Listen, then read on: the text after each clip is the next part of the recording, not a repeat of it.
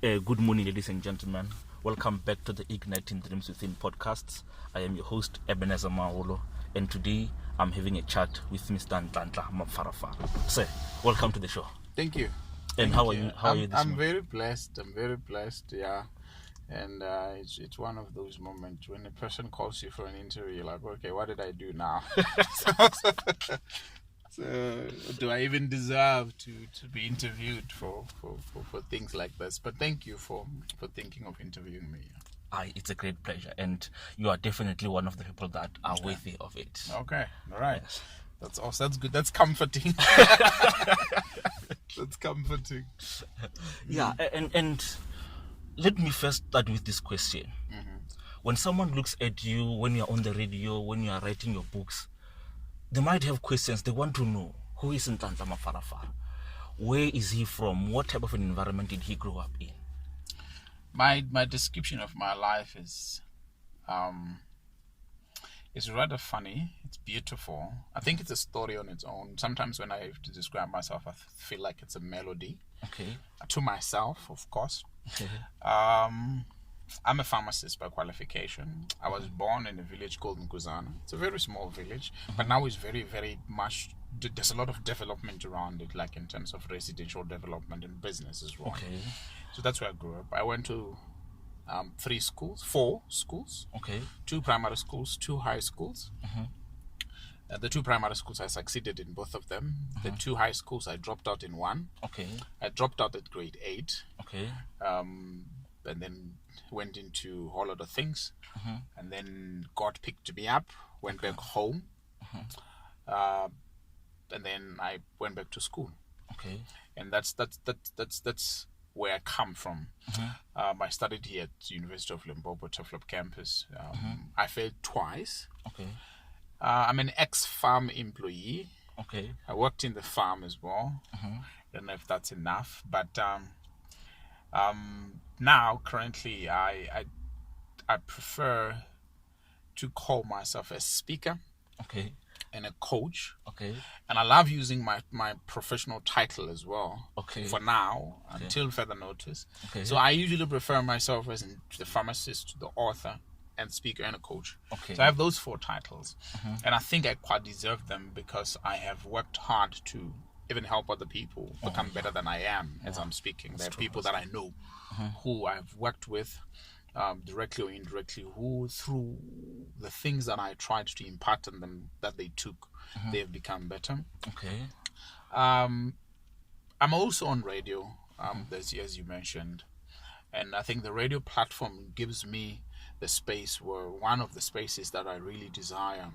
I want it to be bigger than what it is now, to get to a platform where I'm on national radio. Okay. Because I believe I'm born to transform ordinary people or ordinary minds into extraordinary people that are innovative, that are so productive, that are solution oriented, and mostly that are global citizens. Okay. I don't believe in working towards creating local champions. Okay. I believe in working towards creating global impactors, people who will not just live a life in a way that if we were to, during their funeral, if they die, if they don't meet rapture, one would say, I know Abby, he was born, he lived with us, and he died. I don't want that. I want something where people would write a statement that makes a meaning. I asked someone on Facebook and on my WhatsApp profile not long ago, and I said to them, if you were to live your life at the end of the day and then somebody has to summarize it into one statement, what would that statement be? One guy said transformational leader, but they were referring to me. They said he's a transformational leader. Others said he's a charismatic leader. Others said he's a mover and a shake. And I thought, why am I moving? Why am I shaking? Those kind of things. But in my head, when I look at my life, I want people to say this man came. He transformed ordinary people, made them greater than he was, and died. That's how I want to be remembered, that he helped people to become greater than he was. If they could heard that he helped them transform the world, and he died. Wow. That's how I want to be remembered. So that's Nhlanhla. in a nutshell. In a nutshell, wow. And maybe there's someone who's listening to this podcast and they're saying maybe they want to drop out of school, or they've got those ideas that I want to drop out of school. Now, for you, what was it that led you to dropping out? And then what was it that led you to coming back in and say that, no, what I did, maybe it wasn't a good decision. Now I want to restart again. At the time, it was a very good decision to drop out of school. Okay. It felt like a very good, decision, because I would wake up, put up clothes like any other child. They should actually get my book, Relentless Youth. I write it properly in that book, Relentless Youth. There's a chapter titled The Prodigal Son. Okay. And that's where I write my story in that book. And I explain what I did in detail. I won't go into detail so that they can buy the book. Okay. But I would wake up in the morning, dress up like any other school kid, put up my backpack, get my lunch pack, get my pocket money, and go with every other kid. The only difference was that when they enter the gate, I pass. Oh, okay. That was the difference. Okay. I got the right people to work with me to show me, look, this is wrong, boy. Okay.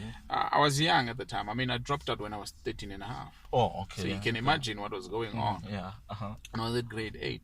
So there was this too much pressure. Like, I was in a multiracial school, Zulus, Vendors, Pedis, and some of them I could not even hear what was going on.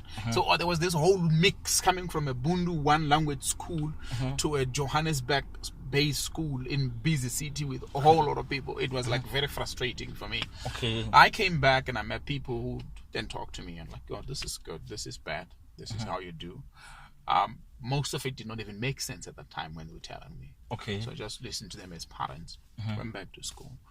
I think it was when I was 16 years and a half or 17 when my life picked up the right light. And I remember I was coming from church. My mother forced me to church. Okay. Which I thank her for that. She forced me so hard until I accepted the Lord by myself without her, knowing that I did. And then people started calling me Little Pastor. Okay. But during that moment when I was called Little Pastor, one lady came to me at church with two of my friends as well. Excuse me. And she said to us, she said, you guys will never last. So that statement gave me encouragement. Okay. That at that moment, I wanted to prove a point that I can remain a Christian for a long time. Okay. There's nothing that'll beat me. Okay. And then I went to God. How do I remain a Christian for a long time? How do I live a longer life where everybody who said I will not make it don't find anything to say anymore? Okay. You know. And then I believe God led me to a verse in the Bible. It's Jeremiah 29, verse 11, 12, and 13. Okay. Verse 11 says, for I know the thoughts that I think towards you, declares the Lord. The thoughts of peace, thoughts of hope, yada, yada. That will give you an expected end. So that part, what is the expected end? That's what I started looking for. Okay. And then I realized that the expected end is not his expected end, it's my expected end.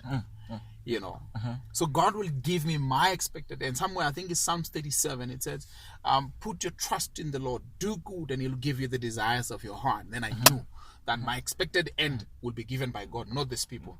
It will be determined by God, not these people. But if I fail, it's my job. If I succeed, it's God's business. If I fail, it's my business. I made myself fail. But I make myself successful by becoming available to be entrusted by God for a bigger vision, which is now to transform ordinary people into extraordinary people. Okay. So those kind of things did happen. But going back to the question to say, what do I tell those people? You know, one, if you want to drop out. Deal with the consequences, you will be wiser. Okay. I think that's how it goes. Sometimes you tell people things and they don't understand what's going on. If you want to drop out, deal with the consequences, you'll be wiser. But that is the long road to learning. Yeah, true. Learn from us who did it and failed. Then you learn faster. So don't go and drop out. Okay. Yeah, don't drop out. But if you want to drop out, it's okay. I tell you, if you want to be fishy and funny and chubby and worked out bad, go ahead, do it. That's what I would tell you. Go ahead and do it.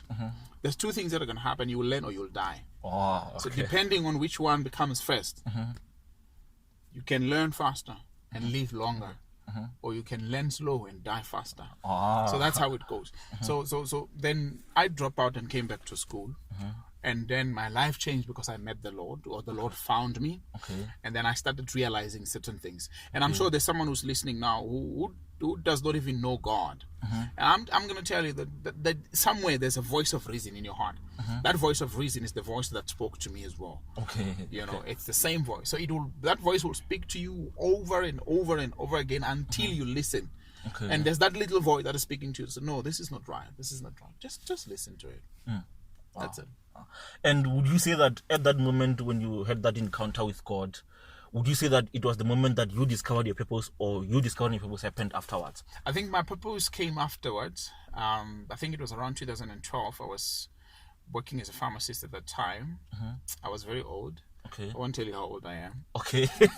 But I was very older than the time when the first thing. Look, it dawned in my life that God will give me my expected end, and thank you, Jesus, that He will give me my expected end. So that made me to trust Him. Okay. You know, I even have this verse written on my room at home, my old room where I'd stayed, that, you know, trust in the Lord and do good, Jeremiah 29, and so on and so forth.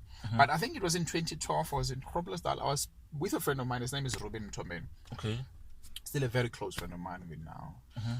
So we were talking about what is it that we're here for, you know, and he asked, what's your vision? What? What's your vision? No, I said, what's your vision?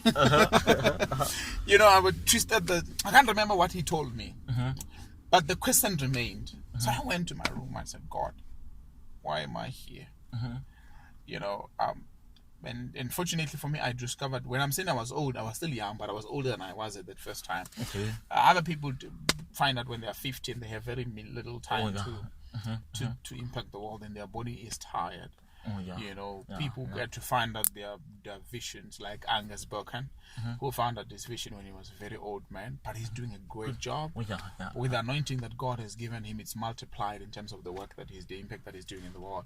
I didn't want to find my purpose at the end of the world, at the end of life. So I found that time. And that's when this pressing thought that to transform ordinary lives, ordinary minds into extraordinary, innovative, productive, solution-oriented global citizens. If you look at it, it sounds like a fancy statement or whatever.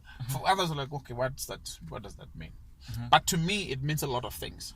One is that I have to find, I'm not necessarily created to find all these great people. Okay. I'm created to find people who are not great, but are going to be great. Okay. You understand? I'm created to work with people who are ordinary citizens of any country in the world. Okay. And work with them towards becoming greater people. Okay. But not just greater in name and stature, but greater in thoughts. Okay. Greater in impact. Greater in actions. Greater in words. Greater in the ideas that they work and bring to the world. Okay. Greater in the solutions that they bring, and greater in the geographical impact. Okay. That what I believe God has created me to do is that I'll find someone who is in Pulukwani, whose impact will be felt in Cape Town. Okay. You know, but never moving without moving. But they do work and get it impacts Cape Town, it impacts Zimbabwe, it impacts America, it impacts China. That's how it is. Okay. You know, and my life at the moment gets to impact people nationally. Okay. I'm still at that space where I dream to get out of the country. I haven't yet. Okay. But that's how the purpose came, and it became as a burning desire to start speaking. Okay. As a burning desire to start writing, as a burning desire to start blogging, as a burning desire to do podcasts, to be on radio, to be on TV. Not as an acting celebrity, but as a speaking professional who speak on purpose, who speak on identity, who speak on potential, and who works harder on personal development. And that is what I do. That's what I talk a lot, personal development. Okay. And as you also had someone asking you why are you here, or what is your vision? And I remember myself, it was the first time when I after I did my matric, when I was at Vets studying electrical engineering for the first time. Then I was there. I remember one time I was in the lab. Then I started asking myself that, why am I really here? It wasn't that I didn't know that I was at VET studying electrical engineering, but I began asking myself, what if I could die today and the way I'm not enjoying myself or the way I feel out of place here at the moment, and I realized that I never reached my full potential if I died. So that was when I got into studying purpose, trying to discover what was my life's purpose, and doing everything that I could so that I could discover my purpose. And for you, did you also, or what was the process that you went through so that helped you discover your purpose? Look, I'll try to answer it generically first. Okay. We all have exposures, totally different exposures. Others, it could be the death of a loved one. Others, it could be a near miss. One will just miss an accident and survive and realize, oh, life is short. So I never had that kind of moment where my life flashed on my face. Okay. No, I didn't have that. I was just having a conversation with a friend, and his question to say, what's your vision? Made me ask myself, why was I born? What is it that is important about me? God did not just bring me here. There's something that I have to do. I remember in the book of Jeremiah chapter 1, there's this young man, his name is Jeremiah. God appears to him and he goes like, Jeremiah, I want you to go there. He's like, no, I'm young. I want you to go there and speak to this place. He said, no, I'm young. And God says to him, look, I knew you before you were born. And I've ordained you a prophet while you were in your mother's womb. And I'm like, could it be that God has ordained me for something greater before I even knew it? Yes. Wow. That's true. So I needed to find it. But my life only appeared in that moment to say, look, you need to discover this thing. And this is what was happening. Over and over again, I was exposed to situations where I'm encouraging people. Okay. I would find myself when I'm sitting in a group, I'll be encouraging people. If I'm not encouraging people, I'll be challenging a system. Okay. Either at work, I'll be challenging my managers, I'll be challenging. At school, I did that. At school, I was known to be one guy who, I remember during my final year, I was one of those people who the heads were like distorted a little bit in such a way that if we didn't like something, the class would ask me to be the one who leads the movement. I was not the class rep, but I'll be one of those people who leads the rebellious movement. Okay. So that time my energy was towards the negative things. Okay. Even when I was in high school, there was a time when my energy was in the negative. Okay. But then I ended up becoming a class rep. I ended up becoming LRC president in high school. Okay. And that's why I started creating positive movement when I was in high school. But it never dawned in my head that I was born to do things to transform ordinary people into extraordinary people. Who are solution oriented and productive and innovative global citizen. It didn't come to my head until that question, what is your vision? Look, when he asked me what is your vision, what came to my head was like, okay, if I'm here 5 years from now, what would have happened? Okay, 10 years from now, what would have happened? 20 years from now, what would have happened? What would have happened with my life? What would have happened with my time? What would have happened with the things that I've done? What impact will I make to the world? Or what contribution do I bring to the world? So those kind of questions came. And that's when I prayed. God, what is going on? And this word came. That's how it goes. And I don't think God has ever spoken to me that clear since that moment, because that was the thing that I'm sure the rest he wanted me to find out by myself. I had to dig into that word that he gave me, that statement, and then I digging from it, and then I get to find books that I'm writing. I get to find the messages that I'm sharing on radio, the things that I'm sharing on Facebook, the things that I'm sharing everywhere. It comes from that moment. So here's the thing: what you were born for will not come from outside. It's already there inside of you. You may not know it now, but it's inside of you. You have to, one way or another, dig into your soul, dig into your heart, whether you are spiritual or not, it's inside. Okay. And here's the thing: one other way that you'd find it is through the trouble. It's through the troubles that you get exposed to, the problems that you get attracted to. Do you know that we can drive on the road and and see a car accident and pass? Yeah. But someone will stop. Oh, yeah. For different reasons. Someone will stop to just watch. But someone will stop and be compelled to go and help. Oh, yeah. True. Do you get it? Yeah. You'd go to a mall and find dirt and papers. Someone would feel like, I need to pick up these papers. Okay. John Maxwell tells the story of a 16, 15-year-old kid who visited India with her father. When they were in India, she found they went to this school where there was no English teacher. Okay. So the kids in India did not learn English, you know. And then the kid went home and worried, why are they not having English teacher? They could not afford. That was the big problem. They could not afford hiring an English teacher. So they compromised the system by teaching them Indian and everything else that's within their language. Okay. But the kid said, if these children are not taught English, they will only be limited to local success. Oh, okay. They can't get out of India.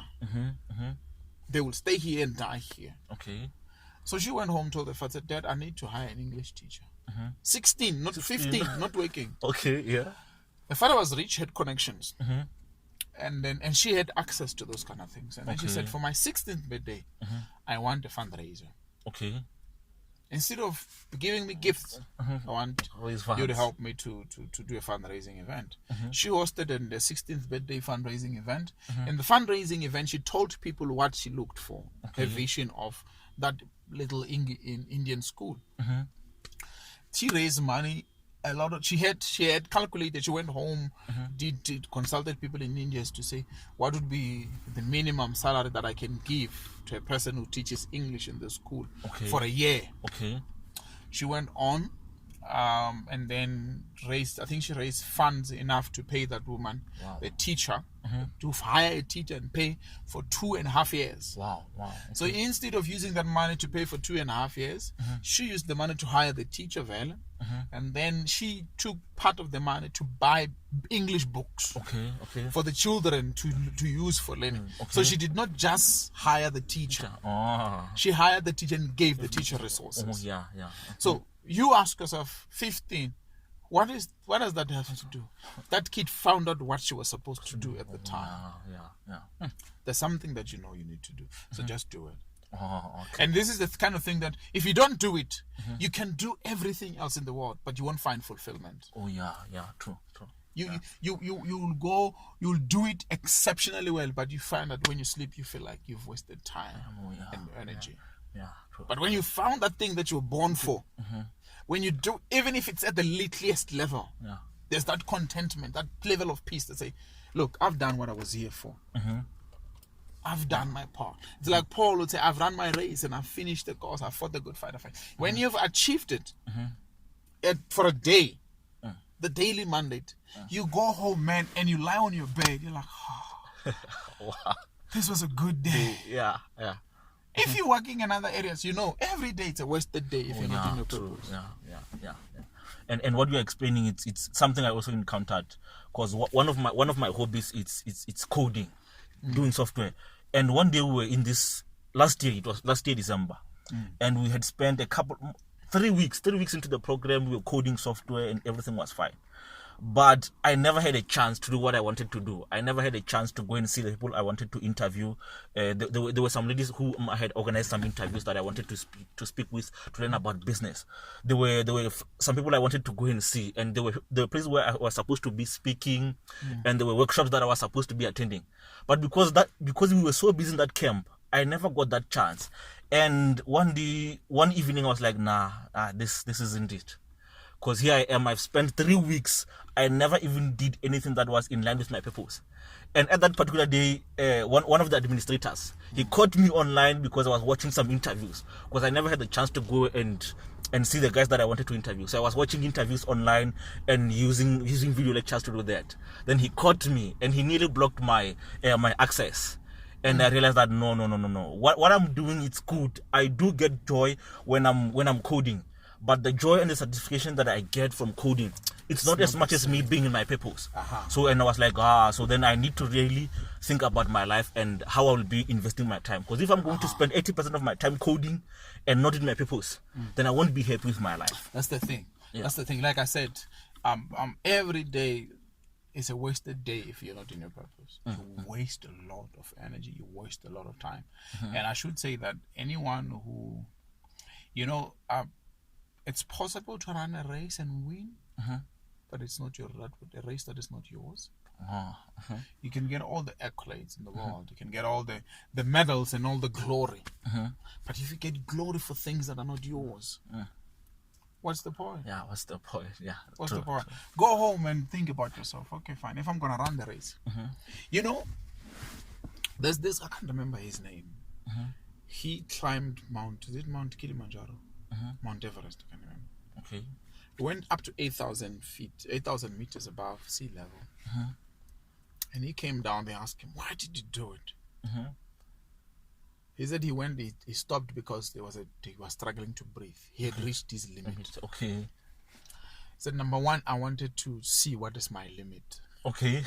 And he saw it. Then he found it. Number two, he said, I just wanted to break fear.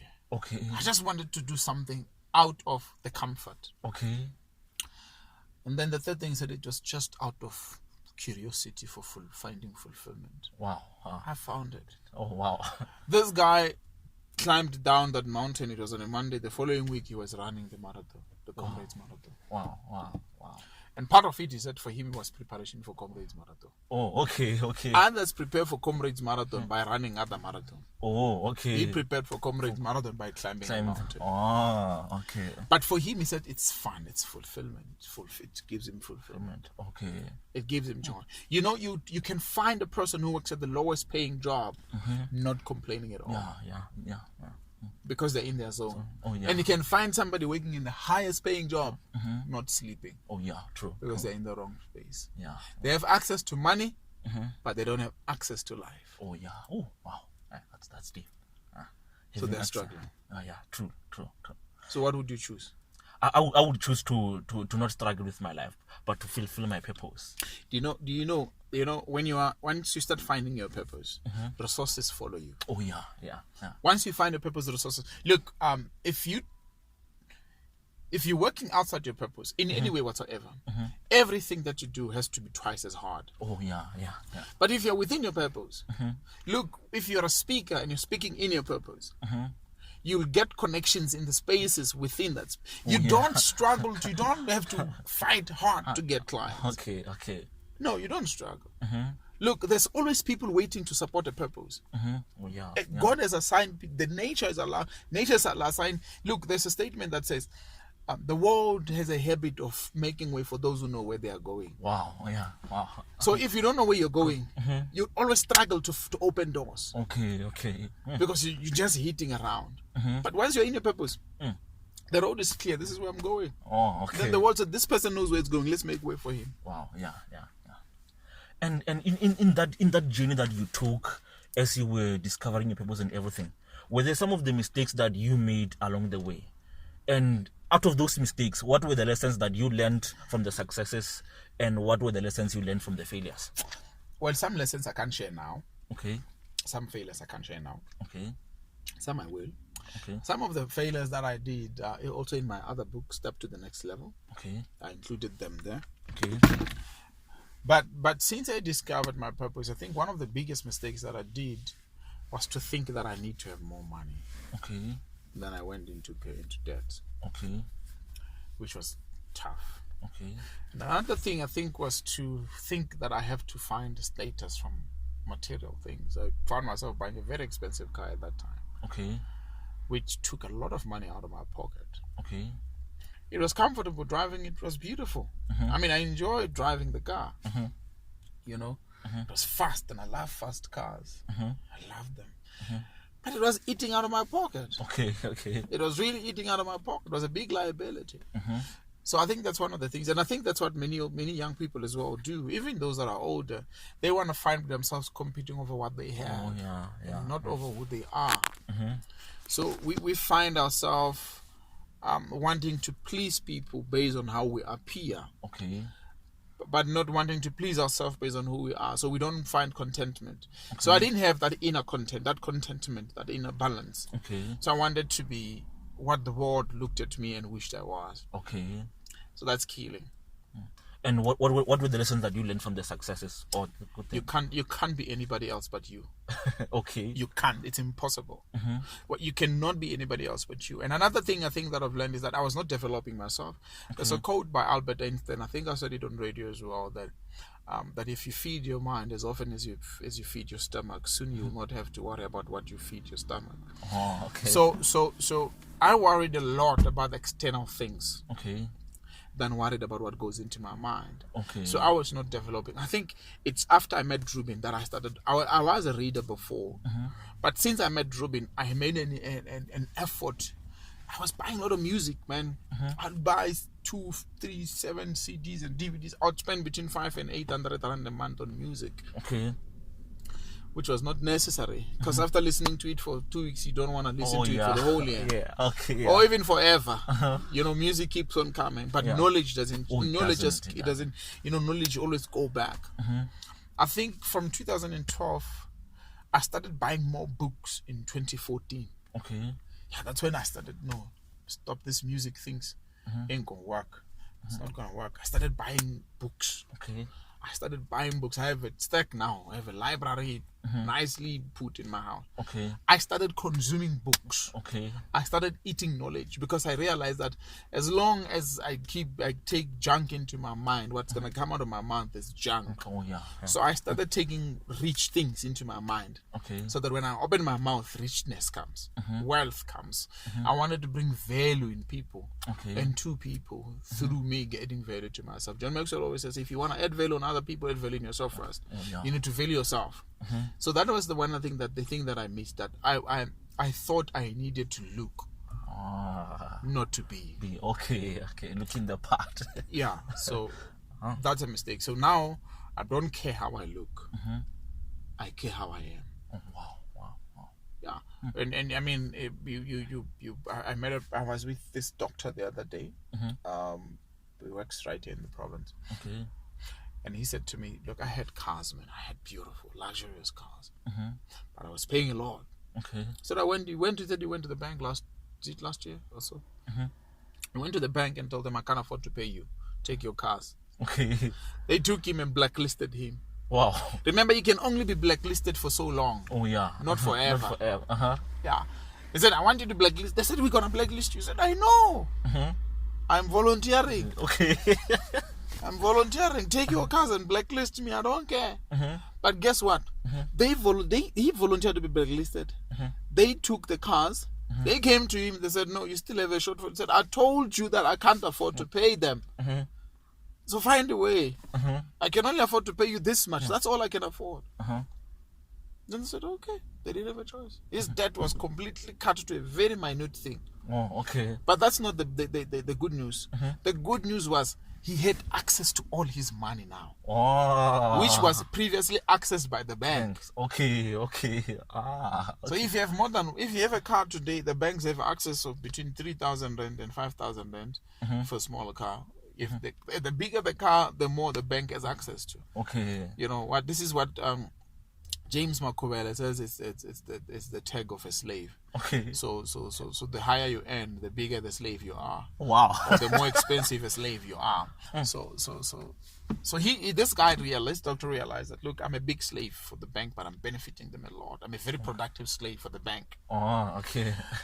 So he took them. They took them, became blacklisted. He went up somewhere a few months later. Found this guy selling a car. I think he said it was 60,000 rand. Okay. Cash. Wow. Has gone a few thousands of kilometers. Said, I want this car. I'm gonna buy it. It's mine, cash. Bought the car. Paid him in 2 months. He owes nobody nothing. Oh, wow. He's all his salary. As a doctor, it's a good salary. All his money goes into the bank account and sits. Remember, the banks can't go to him and said, you owe us, let's check your bank statement. They can't. Oh, yeah. Okay. He's blacklisted. Oh, okay. He's no longer a target. He's someone that the bank wants to avoid. Right. Oh, okay. But during that time, he invested the money into something else that is building him wealth. Wow. That's so great. Wow. So we can make mistakes. We can stay in them. And beat ourselves for the mistakes that we did. Or we can wake up and smell the coffee. The choice is ours. Yeah, indeed.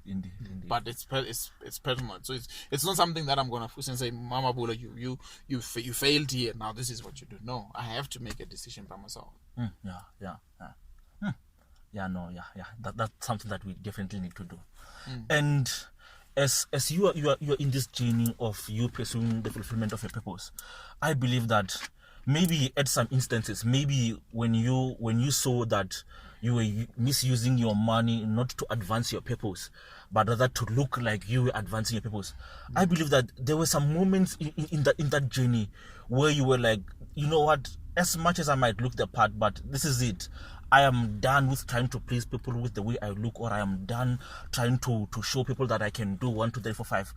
What was that moment for you? Were you in a moment of pain that you said that this pain is too much, that I never want to feel it because now I'm in debt, or I can't achieve 1, 2, 3, 4, 5, or was it just inspiration? What was that moment for you? Well, to be honest, I did not even know that I was in trouble.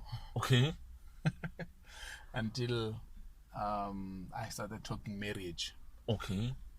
So when we started discussing the issues of marriage with my wife, she was my fiancée then. Okay. Or girlfriend, whatever you would call. But she's my wife now. So we had conversation about money. Okay. I think you'd go to premarital counseling, but I think it was before that. Okay. Or during that time, I can't remember. But it was her. Okay. She's very financially smart. Okay. So she started asking me questions that I did not want anyone to ask me. Okay. Which I won't share the questions now. Okay. But she started asking me things that made me go to bed uncomfortable most of the time. And that's what we need. You need those kind of people. Yeah. You know, the kind of people who will ask you a question that you hate to answer. But you need to answer it. So it was financial questions. I look at it and like, okay, if I continue behaving like this, I'm going to get married and she's going to be in trouble. So to not put her in trouble and also not put our children in trouble, I need to change. I knew that I need to change when she started asking me questions. Okay. So the answer was not an explanation. The answer was a change. I had to change the way the way I behaved financially. You know, because I knew that if I don't change, you know, there's one thing in your life that will affect many other areas. Okay. I knew that everything about my life requires some form of financial backup. Okay. If I'm going to develop, I need money to go to seminars, I need money to go to school, I need money to buy books, I need money to buy wood. I needed the money to do that. Okay. Then I had to change. I remember when I sold that big car, we were able to use the same amount of that big car to buy 2 cars. Okay. Wow. So it was not necessarily a big car in terms of the size, but in terms of the cost. Oh, okay. So I sold that car, traded it, and then I bought 2 cars. We were able to split the money and then be able to buy a car for me and one for my wife. Wow. Okay. We made money available for things that benefited both of us. Okay. You get it? So we in my life, what happened was it was questions. Okay. The moment came through questions, the same as when I discovered my purpose. It was through questions. And when I started implementing my purpose, it was through questions. Oh, okay. And one thing I've also noticed for myself, that the biggest limit that one would have for them to fulfill their purpose, it's purely the relationships that they make. And especially for someone like me who's not yet married, I have seen that the greatest limit to married people and others who want to marry or who are already married who have divorced was that the limit that stopped them from reaching their full potential or their purpose were actually the people that they were married to. Because you get to a point whereby as you are busy fulfilling your purpose or pursuing the fulfillment of your purpose, there is a heavy price that you need to pay. Whether it's through sacrifice, you have to give up certain things, certain luxuries, and you might find that your spouse is not willing to pay those prices or the price that you need to pay as a couple or you individually.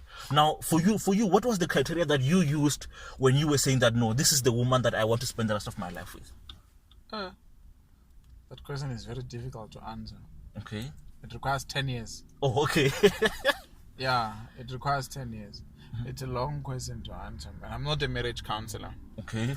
And the problem with that question is that people take it as a one-size-fits-all. Ah, okay. When I tell them this is how I discovered that this is a one to marry, then others will start looking at it as hints. Ah, okay. Okay, yeah. Which may not be. I mean, when Adam woke up when Adam got his wife Eve, he just woke up from sleep and found a woman. When Isaac had a wife, Abraham's wife, Abraham's son, when he had a son, he did not meet her first. Oh yeah. His father's servant went to collect the woman and said, "This is your wife." You get it? When Jacob had his wife, he walked into a place and said, "That girl is my wife. That one, I'm gonna marry her." Then he went to the father. So we will all have wives in a different way. Okay. All of us, it will be different. The other guy, I remember in the Bible when I was reading, he was told to go and marry a prostitute. Can you imagine? Yeah. So if you read that verse and say, and God tells this man to go and marry a prostitute, and then you don't read it properly, you will start going looking for prostitute and say, "I'm going to change her." Yeah. And trust me, you'll be in a big mess. Wow. So it's how do you know this one is the right one? You'll just know. Oh, okay. You'll just know whether it's God who will inspire you, whether it's the heart that will talk to you. You will know. Look, you know, there's something in biology. It's called enzymes and coenzyme, and something like that. It's like using a lock. Do you know you are inside a car now? It's not every key that is manufactured by VW that will fit in my car. Oh yeah, true. It's only that specific key, and you will know that it fits when it opens the door. Oh yeah, wow. Not when it gets through the keyhole. When you turn the key and it opens the door, you'll know this is the one. Oh, okay. And you will confirm that it's the one when you put it in the ignition and you start the car and it starts. Then you're really sure that this is the right This is the key. one. Oh, okay. So you know that this is the right wife or this is the right woman to marry. When you start working together, there is no regression. Oh, wow. Instead of starting to move backwards, you realize that, you see, the Bible says a wife comes, we said, he makes a man a wife as a meet help. And he that finds a good wife finds a good thing and obtains favor from the Lord. When you start seeing those, you see, but remember, you must be careful because the devil can also replicate some things. So you should not see progress and assume that God is in it. Oh, okay. You can make progress on your own without God, but it will be limited. Oh, okay. You can make progress even when you're assisted by any other force, but it will be limited. It's not the same as when God is involved. Okay. You understand? I'm very much a Christian. So you'll start knowing, okay, this is the one. When you start seeing certain positive things happening in your life and you being able to add positive things in her. Okay. And when I'm talking about positive thing, I'm not talking about the blessee behavior. No, I'm talking about purpose behavior. Okay. Where you start seeing that within my purpose, this person has got room. Wow. And a big role to play. And this is what it is. And within her purpose, I've got a role to play and a room to play. And this is how big it is. Wow. And yeah, what you're talking about, it's what I call complementary purpose. Exactly. Where you find that not only does your vision complement mine, but ours, they come together into becoming one. Marriage ought to be like that, bro. Okay. Marriage, look, it can't be one man's show. God, look, he puts two people together and they become one. But even though they become one, they're still two individuals. Oh yeah. One with a particular mandate, one with a particular. It's possible that God can put you in one space and had given you the same mandate. Okay. It happens. But you find that even though it's the same mandate, the level of impact is not the same. The level of execution won't be the same. Okay. Yeah, no, that's something else. And what are some of the things that you do, or what are some of the systems that you use to make sure that you keep on growing in your area of purpose and even in your impact that you want to do into the world? One, read. Okay. I read like crazy. I haven't read to the level that I want. I want to be able to read 50 books a year and apply. Okay. But so far I read, I think over the past 3 years or so, on my calculations or my review, I think I'll read between 28 and 35 books per year. Okay. Also. Wow. So I try to make sure that I develop myself through books. Look, you know, books becomes your mentors. When you're reading a book, you're having a conversation with the author. So I want to have conversations like that. Conversations that challenges me, that inspire me, that motivate me, and that also show me direction.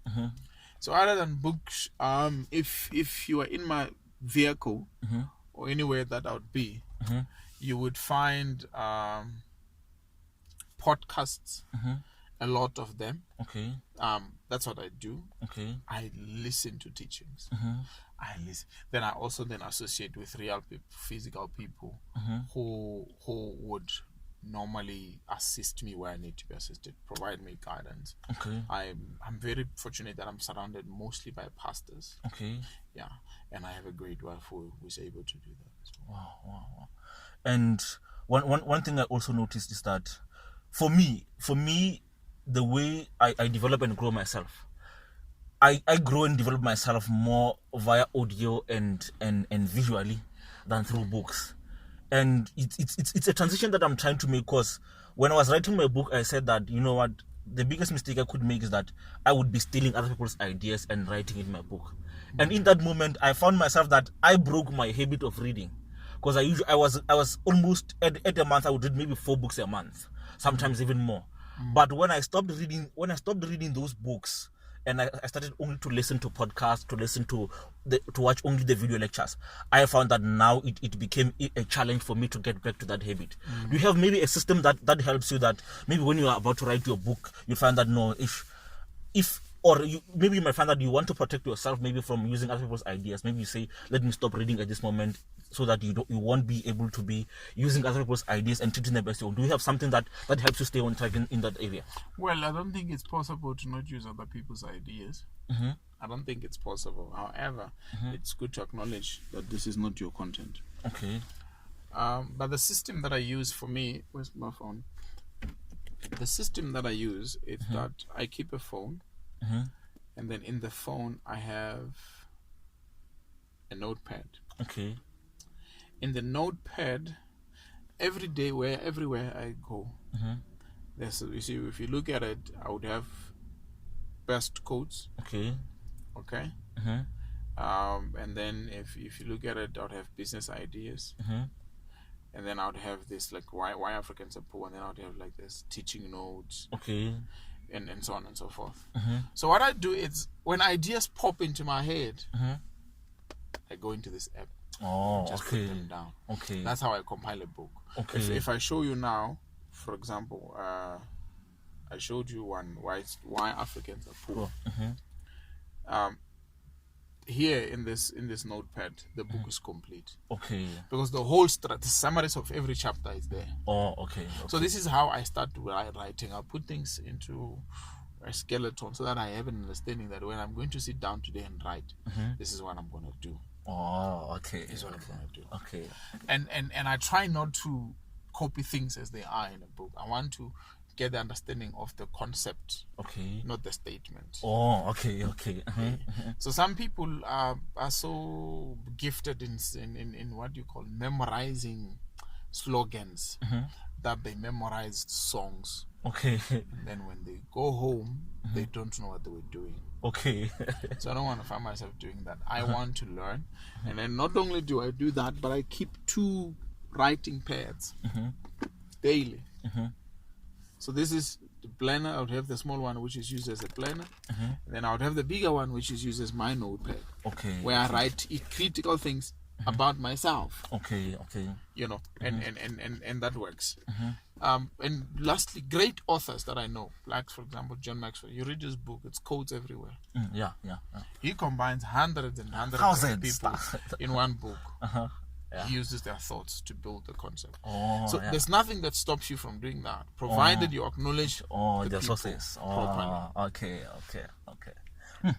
And maybe there's someone who's saying that, you know what, I love the way you had an encounter with God. I love the faith that you've got in God. But what if you were to if you couldn't give me a book to read, if you couldn't give me a podcast to listen to, if you couldn't give me a lecture or a tape to watch, but you were to give me certain principles that I would look at those principles, and if I obeyed those principles, I would be successful in my life, what would those principles be for you? There's a lot of things. I think the first thing is to find out who you are. Okay. And why you are. And whose you are. Okay. Who you are, why you are, and whose you are. Okay. Who you are talks about your identity. Okay. It talks about your strength and ability. It talks about your purpose. it talks about your mandate for being born here on earth. I just want to quickly go into something, and then I'll be able to give you a full answer. Okay. And then the second thing is why you are. It's why were you born with that kind of purpose? Okay. What is important about that purpose? I mean, if you don't get to live in that purpose, what's going to happen in your life? Oh, yeah. What is going to happen in your life? So you have to know the purpose for which you were born for. Okay. And after knowing the purpose for which you were born for, know how to execute it. Okay. Or how to go about executing that particular purpose. Okay. Otherwise, nothing that matters will ever matter. Oh, okay. You get it? Now, then whose you are is, are you born for God? Okay. For your mom? For your dad? For your teachers? Whose you are? Whose you are? Ah, okay. You know, I know that I'm God's. I'm God's child. So anything that happens in my life, it's for God. Okay. So it blesses God, it glorifies God. Even though the direct and immediate beneficiaries of my life are it's the people of the world. But the main beneficiary is God, because he gets the glory. I want to give you 11 questions that you need to answer to clarify this thing properly. Okay. And these 11 questions are on page 3 of Step to the Next Level. Okay. So buy the book and get it. Okay. And then read how to answer the questions. Okay. Okay. So the first one is, which areas of my life have I experienced great success? Okay.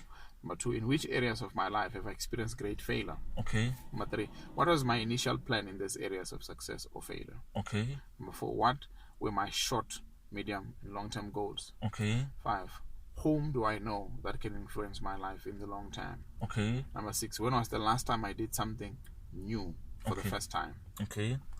Number 7, how have I responded to criticism? Okay. Number 8, what was the leading cause of my failures? Okay. Or business failures, if you had one. Number 9, how do I want to be remembered? Okay. Number 10, in which areas do I really want to be successful? Okay. And number 11, what is my next level? Wow. Okay. So to answer these questions, number 1, you need to set out time to make proper reflections. Okay. Okay. 2, you need to eliminate distractions and obstruction. Distraction including cell phones, social media, all these little things. Number 3, write your goals down and regularly review your progress. So you write them, you start speaking them. Number 4, ask the right questions all the time. There is power in questions. There's too much power. And then number 6, find people who can help you to shape your dreams. So this is where you'd have mentors, you'd have coaches, and so on. So if we don't get to know where our lives is going and how to change, because we don't ask the right questions. Oh yeah, true. We don't ask the right questions. Often we would be asking all the wrong questions and blaming people and pointing fingers. And when you start asking the right questions, it empowers you to take responsibility. Oh yeah, true. Wow. And if maybe after I've asked myself those questions and I've really reflected on my life, I've seen where am I failing, where am I succeeding, what are some of the goals that I want to achieve, what are the goals that I am achieving at the moment, and I get to a point, maybe someone is saying that, what would you recommend for me as I want to grow myself? They're saying that I've got this big purpose that I want to accomplish or fulfill with my life, but I don't know which path should I take. Should I read this author because I've got access to many authors? Should I watch this podcast? Should I do what? Now, for someone who's confused like that, what's the advice, or what are maybe if you've got a book, what's the first book that you would recommend that this person do or read that they should be able to grow in? And if there's no book, if there's a tape or a podcast, which tape or which book or which podcast should they listen to? And if there's a lecture, what's that lecture that they should check out so that they will be able to grow in their purpose, and maybe they will have something from that one? The first person that they need to have a meeting with is themselves. Okay. I'll repeat it. The first person that they need to have a meeting with is themselves. Okay. If you can't have a meeting with yourself, please don't try to have meetings with other people. Okay. It won't help you. We have a tendency of wanting to waste other people's time, so why do we don't want to use our own time? So don't make a mistake. And I want to read something again. Okay. For you, then I'll give you few things. one of the frustrating diseases is that nobody wants to be anybody. Oh, okay. So that is a big frustration for so many people. Here's another thing. Value comes when you know that you are the person that you would like to spend the rest of your life with, and you are happy with that decision. Me spending... Oh, wow. So we can talk about books. But if you spend time with books, but you can't afford to spend time with yourself, the books won't make sense. Oh, yeah. The book won't make sense. If you read books and you don't know how to spend time with yourself, it must be that you want to learn how to spend time with yourself. Oh, okay. But yes, the first book that helped me as well when I was in my journey, it's a 40-day journal by Rick Warren. Okay. I think it's called What on Earth? The Purpose-Driven Life. Okay. The Purpose-Driven Life by Rick Warren. You need to read that book.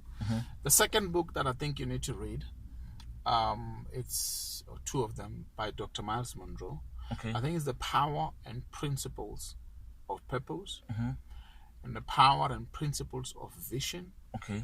And I think the third one is Understanding the Power of Potential or something like that. Okay. And releasing your potential. Oh. Yes, by Dr. Miles Monroe. Okay. That's a very, very, very important book.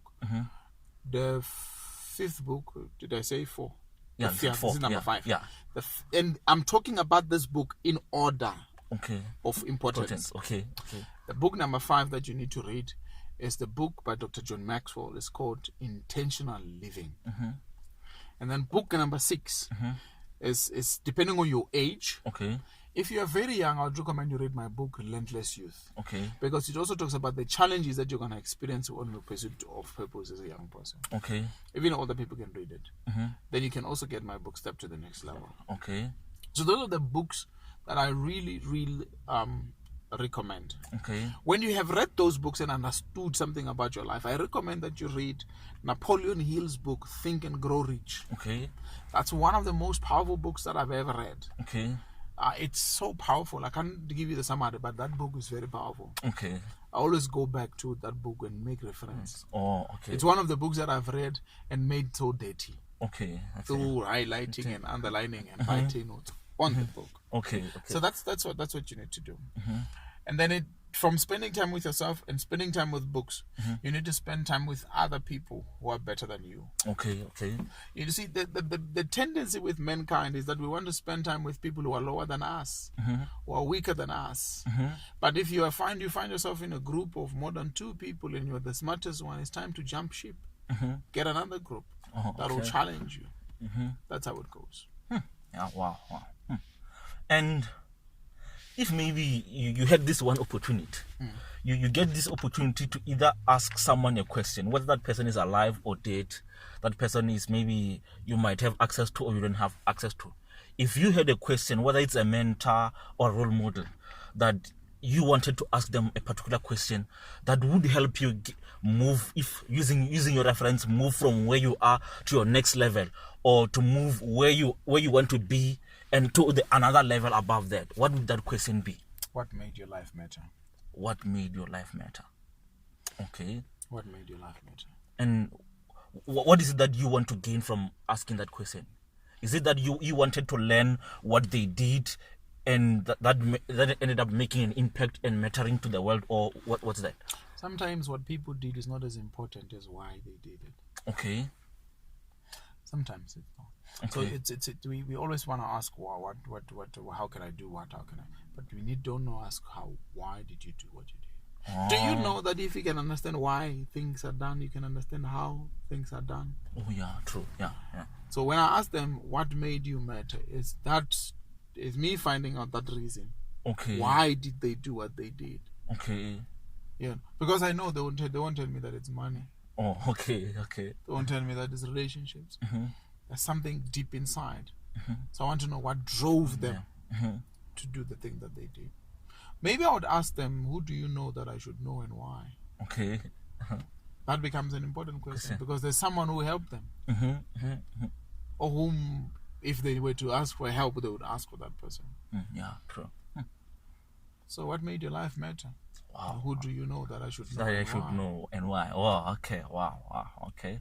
And for me, I found that one of the, let me say, if not say a person, but rather that if I were given a chance to sit down with God, I wanted to ask God this question: that God, what were you thinking when you were making a human being? Because you've given him hormones that control whatever he's doing. You've shaped his mind and it works so magically. You've given him senses. You've given him everything. But what was on your mind that you were thinking, or what was it that led you to designing this magnificent being? And for you, if you had one opportunity, maybe you just sit down with God, maybe today or somewhere, or in a dream or in a vision, where you just have this chance to sit down with God, and you were to ask him a question or a couple of questions, that those questions would help you either for your life, for your business, or the impact that you want to make in the world. What would those questions, okay, let's say, what would those questions be for you making an impact in the world? And what's that type of an impact that you want to make in the world? And if it's not for the world, but if it's for yourself only, maybe you might have some questions that you've been asking about you, or something along those lines. What would those questions be, and what was it that you want to ask God in that moment? I don't know if I have a question for God. Okay. I don't know. Okay. When we read the book of Genesis chapter 1, 26, 27, and 28, it explains to you why God created man. Okay.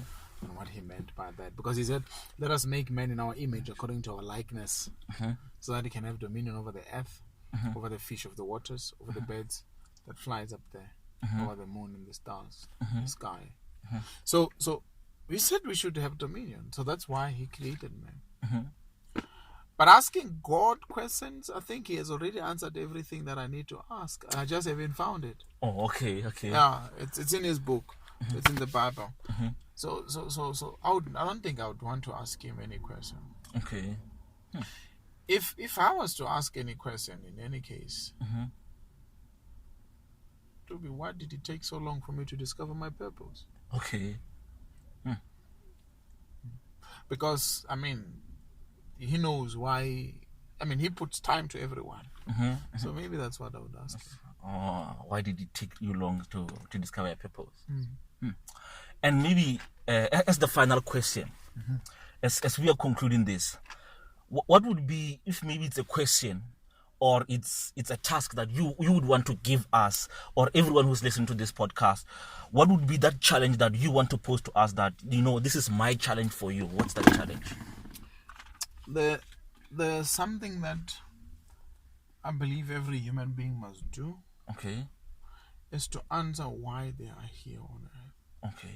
Why are you here on earth? What is it that you were born to do? And why? That's the biggest challenge that we can all ask. Why are we here?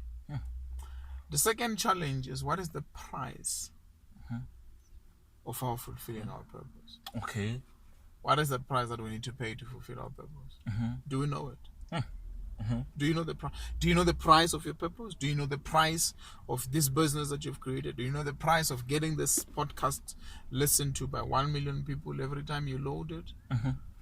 What is the price that I should pay? What is the price that I'm willing to pay? Look, here's something, Mr. Mamabulo, that most of the time we want to drive a Mercedes-Benz E63 AMG, but we're not willing to pay the price of work to get the money. Okay. We're not willing. We want to steal it. We want to steal.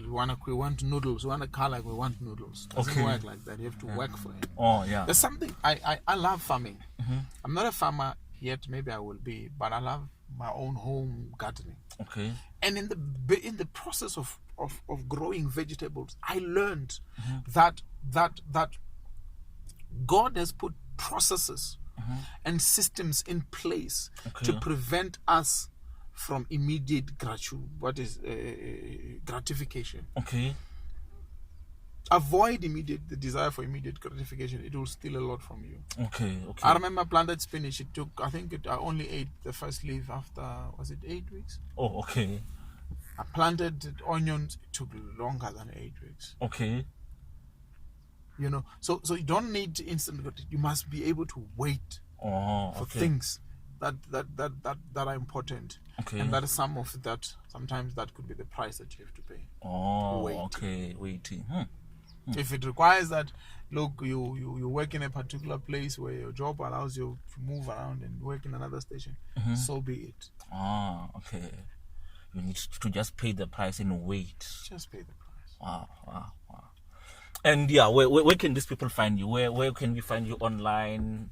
They can follow me on social media. On Facebook, I'm Nhlanhla G Mafarafara. Nhlanhla G Mafarafara. On Twitter, I'm at Faraz Creationz.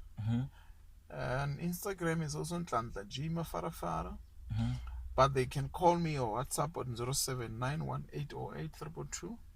Okay. 0791808222, or email us for booking at info@Faraz Creationz with a Z. Okay. .co.za.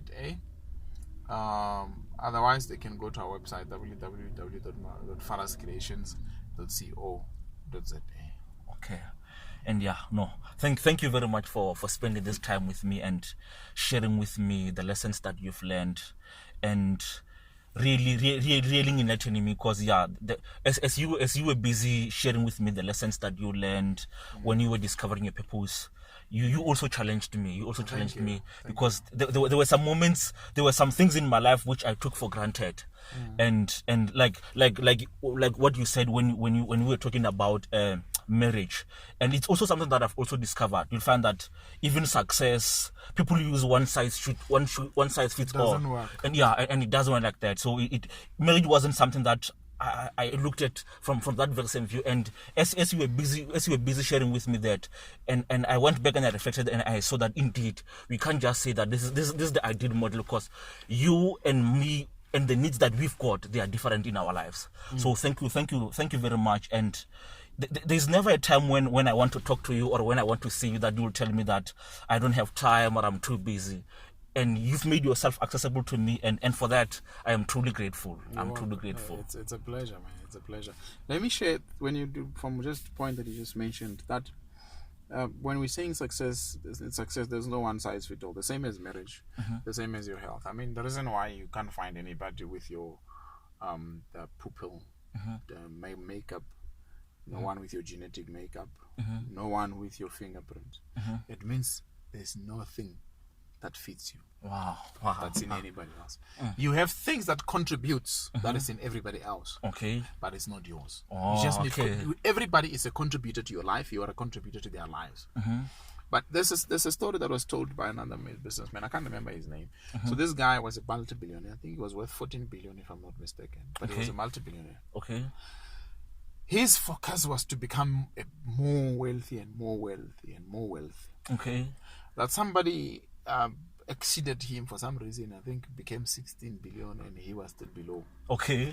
So because he was number one in that country, somebody shot. Hey, what was the problem? He went to the bank. I think he borrowed 4 billion. Okay. You know, loans like that take time. So while the bank was busy processing his loan, he committed suicide. He killed himself. And then later, I think a day after or two, the bank sent the letter that the loan was approved. So he died because he was competing with people. Not because he didn't have money. Oh, okay. I mean, if you have 10 million, you're fine. So billion, so to say. He died because he had a competitive spirit and he could not sustain his own ego. Oh, okay. Wow. Also, in other words, we need to check our competitive spirits and our ego. Yes. And as you are speaking, I'm reminded of, was it last year or this year, when I made a calculation of how much is a billion, and I realized that if one could just have 1 billion, and you were to say that I wanted to finish 1 billion in my lifetime, what you would need to do is that you would need to spend more than 2,000 rands every day for you to finish 1 billion, and it will actually take you more than 1,090 years for you to even finish that billion. And a person had 10 billion. Wow. You find that they had more than enough money, but it was like you are saying that he didn't check his ego, and he was competing with everyone else for the wrong reasons. No. Anyway, thank you, man. Thank you very much for spending this time with me. And maybe one last thing, because you are a man of faith. There's someone who's listening to this podcast who's saying that I don't know this God that you spoke about. You were called a young pastor, but maybe. But I'm not a young pastor, man. Okay, yeah. There's someone who's saying that no, I want to have this encounter that you've had with God. Is there a prayer that you want to pray with this person? Or... Yeah, that would be awesome. That would be awesome. Okay, yeah, please do that. That would be awesome. If you are listening to this and you want to accept the Lord Jesus as your Lord and Savior, you can just pray after me. Say, Lord Jesus, I come to you. I know that you are Lord and Savior, and you died for my sins and resurrected. Please forgive all my sins and clear me, and write my name in the Lamb's Book of Life. I thank you because now I'm saved. I am your child in Jesus' name. Amen. If you've prayed that prayer, please send me an email at info@pharascreationz.co.za. I would love to send you a gift. If you prayed that prayer, okay, I'll send you a gift. And then find a church that teaches Jesus and the Bible. God bless you. Thank you very much.